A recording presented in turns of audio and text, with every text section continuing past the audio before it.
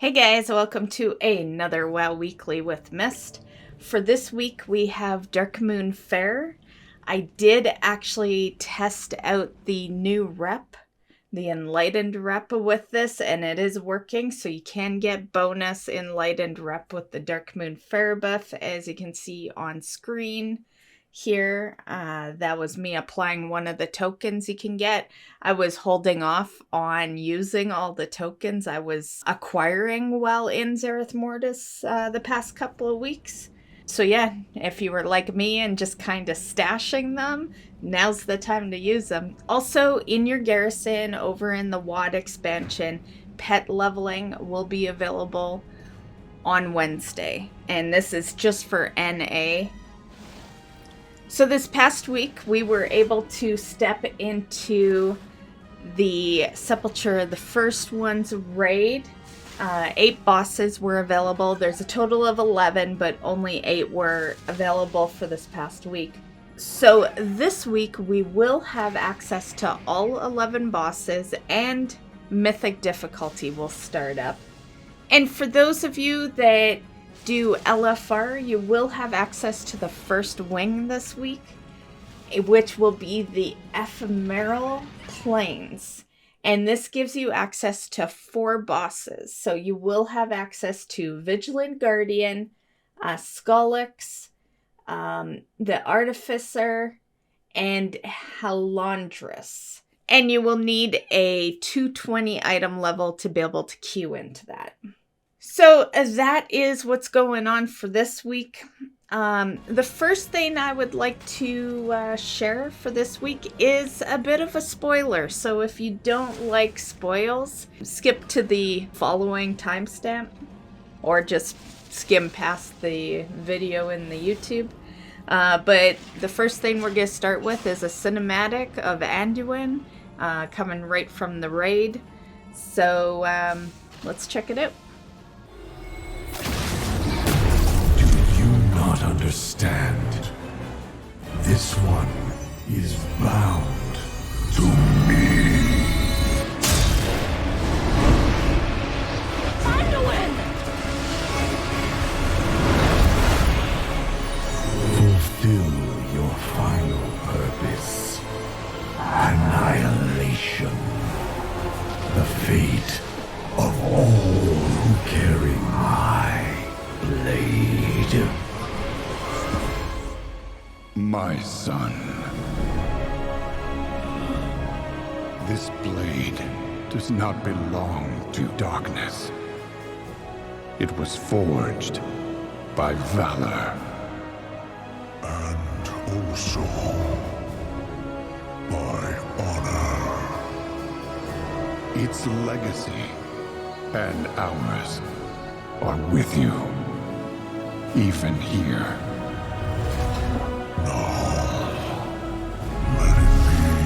Finished.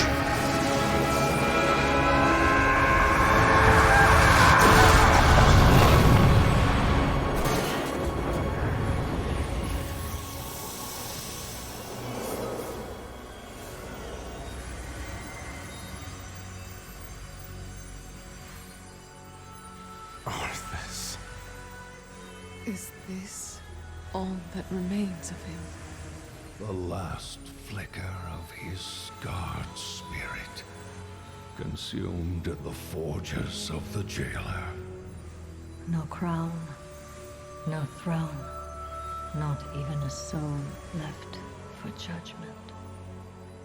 I hated you, hunted you, and with each selfish act, became you.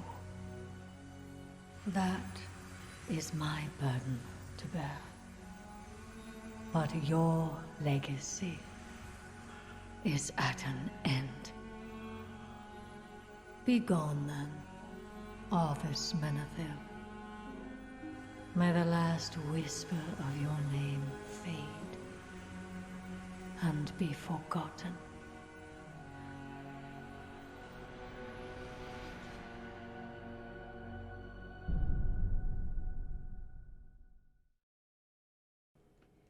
And kind of staying a little more on topic of the raid, there has been some Anduin Nerfs.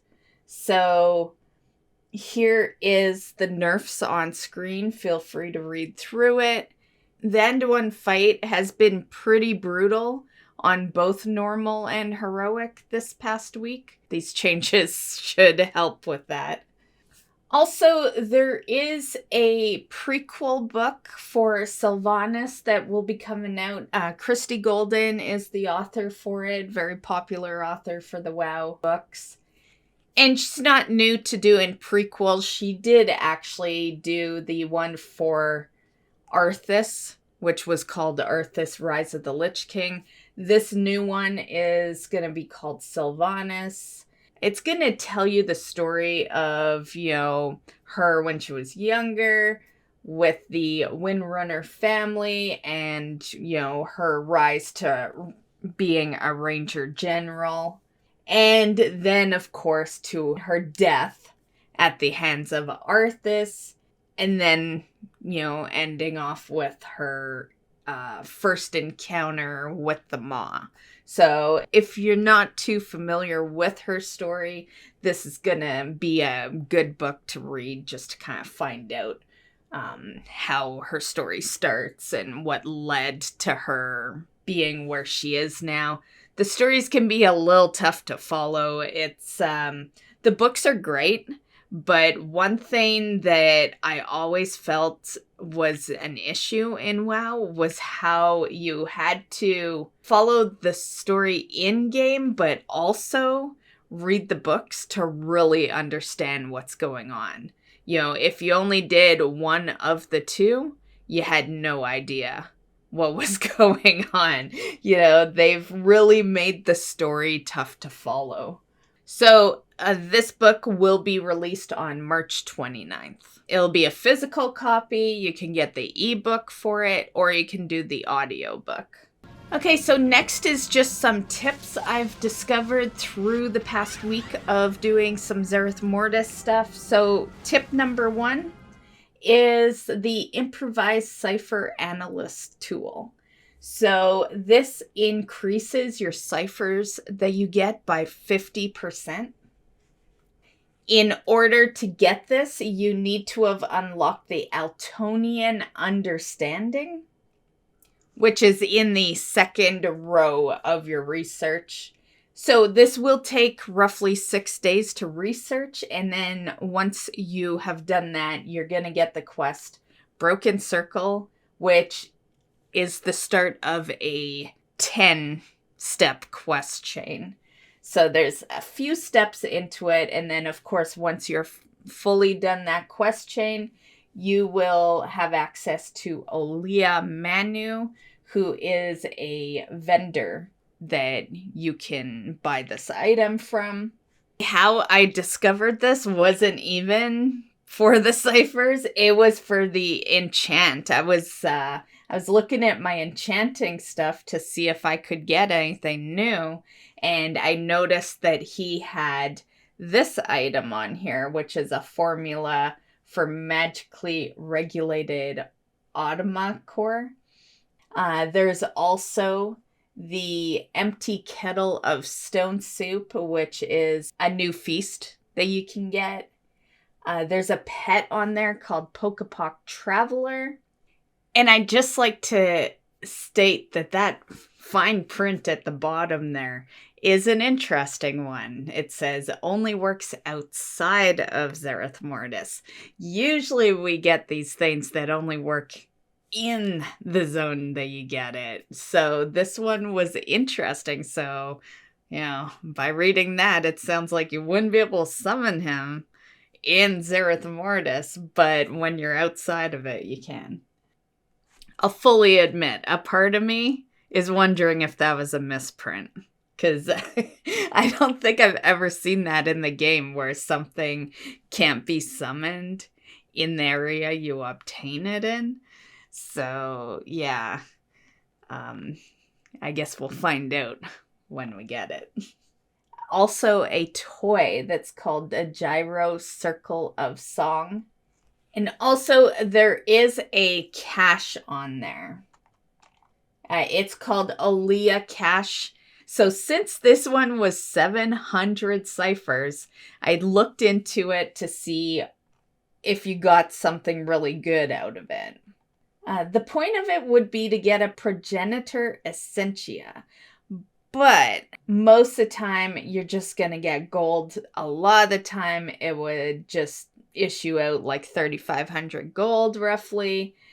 So for the most part, it does seem to be a cipher dump where you just load, like when you're, out of things to spend it on, you just spend it on that to get gold. There does seem to be some cosmetics in this as well. Just to add a little side note to the cosmetics, they are BOE. So that could be a gold farm for some people. You could throw those on the auction house. Genesis Moat is a popular item out of those caches as well. As some calculations, you do need a total of roughly 98.50 for the mounts and 85.50 for the pets. So those moats are definitely one you're going after.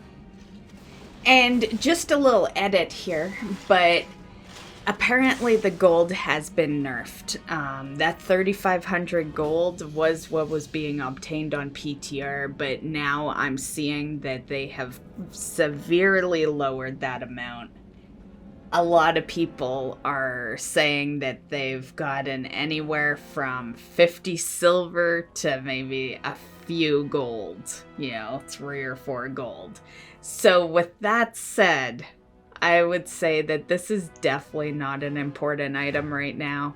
You would only really want to do this if you were going after the BOEs. However, those BOEs may have another source to them. I tried checking into that. There's, I don't think people have been looting it yet because it's still in early days. Who's going to spend 700 Cyphers on a box when you need those Cyphers to continue upgrading your protoform? And honestly, I won't buy it at all unless I'm still needing those cosmetics. I would never spend 700 of that currency just for materials that I normally get out in Zerith Mortis anyway. Months down the road, this might be a good way to try to get some of those BOE cosmetics. Because honestly, once you're done researching everything and you've bought, say, the pet and the toy, you're probably gonna have a ton of currency not being used. Kinda like Korthia. I had so much of that currency and things were fairly cheap. I still have a lot of that currency. So yeah, definitely a gold, well, not even a gold dump. It's just a currency dump for random items, mystery items. Tip number 2 is this. So I was doing my missions like I seem to do just by habit. I don't need to really be doing missions, but I still love to do them for pet charms and for more follower items because getting the 360s for the achievement wasn't good enough for me apparently, and now I need 60s all over the board. So when I went to there one of the days this past week, I spotted this. So this is the pouch of provisions. It's a Zerith Mortis goods. I did go and open it afterwards.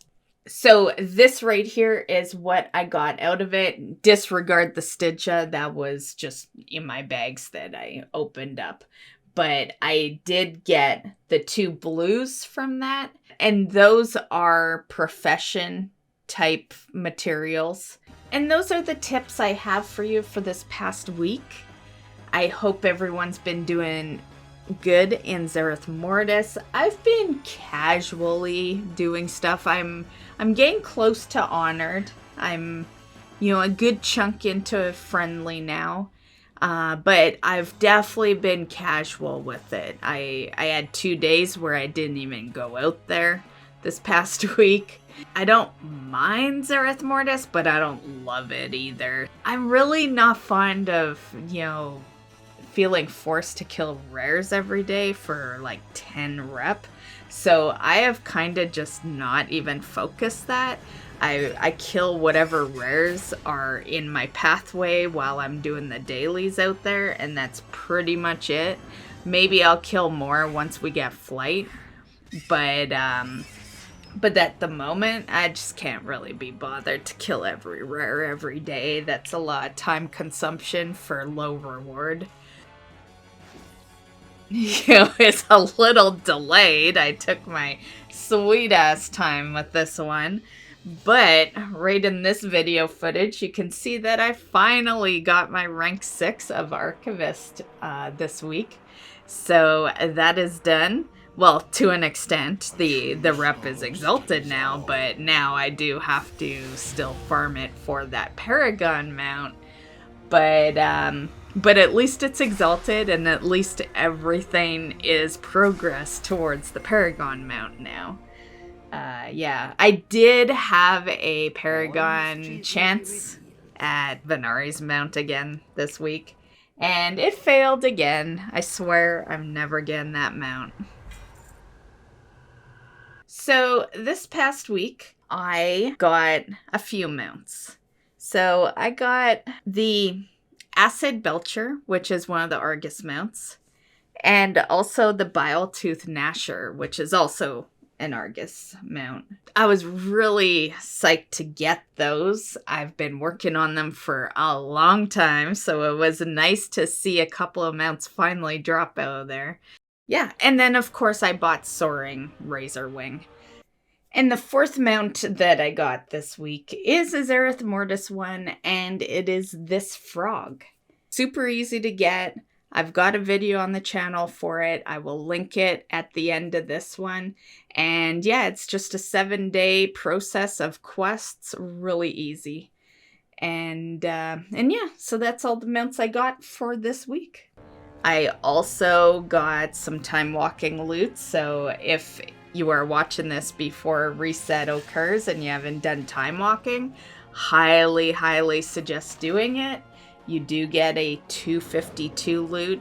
So I'd highly suggest this because everyone's been doing it this past week because it's early enough in 9.2 that a 252 piece of gear is an upgrade for most people. So it is definitely the time to do it because your groups are going to be super fast. That's if you don't go in on a tank or a heals normally. If you're DPS, it's, yeah, my druid did it very fast. Yeah, my intention on one of the past streams was just for it to be time walking on the druid, and it ended up being time walking on 2 characters that stream because it was just so fast. And that was for a DPS character. The item I got was really weird. It's this necklace here that I'm showing you on screen. On Sunday, I decided to finally use that and see what it does. And I still am unsure what the point of this item is, the use. I used it and it ported me over to the Necropolis in BFA, and so I searched it to see what other people were getting, and people are being ported all over the place. I saw people reporting Hillsbrad and Legion areas and literally anywhere in World of Warcraft, so I'm not too sure. Maybe it's a mystery. I don't know. It ports you randomly though, so I probably won't use that again. I like to, if I can be ported randomly, I like to at least know that the zone, like the expansion area, is right. I'm okay if it's, something like ports you to a random area in Legion or in BFA, but to have it be so random like that, yeah. But nonetheless, it's a 252 neck piece, so we got that going for us. And my final accomplishment is what you're watching right now. This is my final Dead Mines run that I have to do for pets. So this is the one that got me my last piece of currency, that got me the final pet I needed. So that's 2 pet dungeons out of the way now. I, in a sense, knocked out my Wailing Caverns run. I did still need the Ever-Living Spore out of there, and I traded a guildie for it. Yeah, I gave them one of my duplicate TCG pets for their Ever-Living Spore. So yeah, I just wanted the run done, and they offered. They wanted one of my TCG pets, so I'm like, hell yeah, I've got 2 of them. Yeah, so I knocked out those 2 runs. So now we are just down to Gnome, Blackrock, and Strat. Strat and Blackrock are definitely gonna be a bit, but Gnome, I'm getting close. I have 1 more week of Gnome, and then that one will be out of the picture as well. And yeah, so I'm pretty happy about that. The pet dungeons, they are pretty time consuming when you're doing that many every week. So it'll be nice to just have 2 or 3 in the mix per week. So that is the video. I hope you enjoyed. I hope everyone's having fun in the patch. And if any of you guys are going into Mythic difficulty this week, good luck. Have fun. I hope your guild, doesn't stress too much. We will see you in the next one. Bye, guys.